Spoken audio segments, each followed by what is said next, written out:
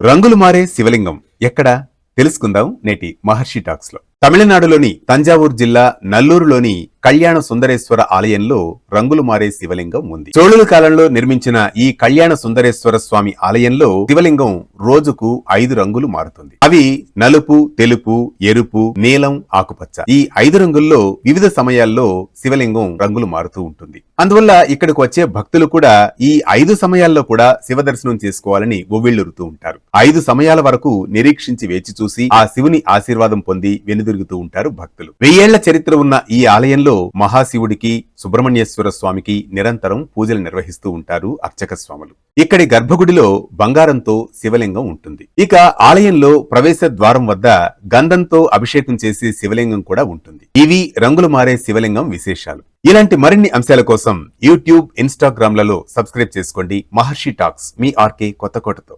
పండుగే కాదు, రోజువారీ విశిష్టత కూడా మిస్ అవుతున్నారా? మన సంప్రదాయం మీ మొబైల్లో వెంటనే డౌన్లోడ్ చేసుకోండి. వేటు న్యూస్.